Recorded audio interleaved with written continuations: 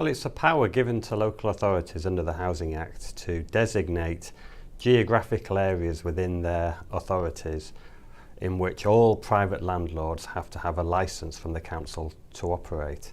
Now, these are areas that typically have high levels of private rented accommodation, high levels of deprivation, high levels of migration, poor housing conditions, high levels of antisocial behaviour. So there's certain criteria that have to be met. And if those criteria are met and the council goes through the correct process, it can require all landlords to operate with a licence. They apply for a licence, there's certain conditions that are attached to that licence to do with the standard of the property and how well it's managed. The landlord themselves have got to pass a fit and proper person test, they can't have any criminal convictions.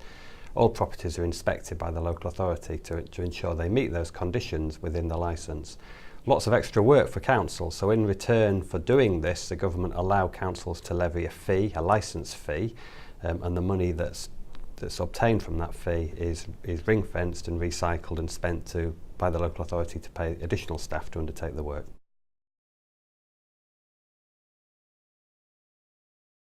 I think it's very positive. Like most towns and cities, we have a range of rogue landlords who offer very poor accommodation, and my children have been in some of this accommodation.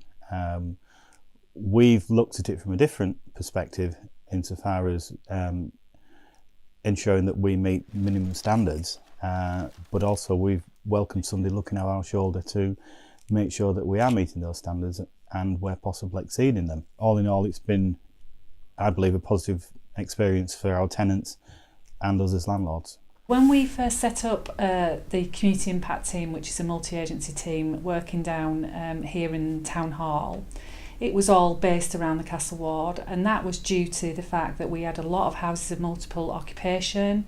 Some of them were empty, some of them were being run quite badly. We weren't aware of who was in there, we weren't aware of what accommodation people were actually living in, what state that was in. We also had what we call the broken window syndrome. So a lot of the properties would have broken windows. It's a thoroughfare for the community, for visitors. It's in the main area of getting from north to south of the town. And actually what we were seeing is that visitors were writing in, as were residents, saying that they were really not happy about the state of some of the accommodation that was in that area. It is one of the most deprived wards within the country. And we wanted to have that opportunity to work really intensely within a small area. We had the opportunity to merge with the selective licensing, which was being suggested at that time. We agreed that that would be a really, really good idea because it would help us with the work that we were doing. It would be seen from the public's point of view of something that they could get involved in as well. And also that we could all work together to try and uplift the area, but also to resolve some of the crime and antisocial behaviour issues that were happening in the area. This was a deprived ward, and we were going into properties that had damp, poor electrics, even holes in roofs that were letting water in, and that sort of a living accommodation isn't fair for anybody to be in.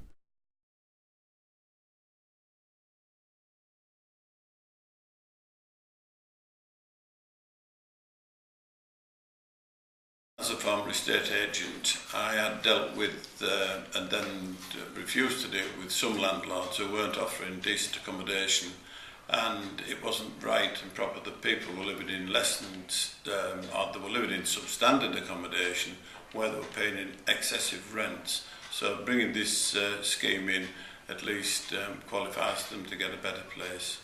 There's been a lot of trouble and effort going into making things better in Scarborough from the local council, and I think sometimes that isn't recognised, and I don't think people always realise the limitations that are holding back the progress. For example, across the road from my property is a specific property where there's been antisocial behaviour issues for all the time I've had my property.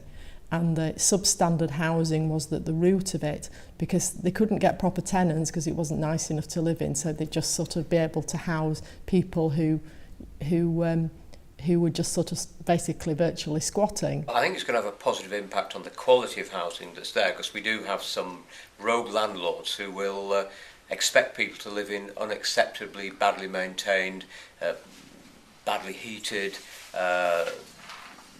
badly laid out buildings. So I think that's helping in that way. And I've been to some properties and seen photographs of others where really you wouldn't expect people to live. Well, the key thing for us is a fundamental belief that everyone deserves a decent standard of living. And I think in times of austerity, it's up to us to look at innovative ways of making sure that we can do things like this. The costs of implementing the scheme are offset by the income that we get from administering the scheme. So we've managed to find a way that helps our residents, but at a minimal cost, if anything, to the council.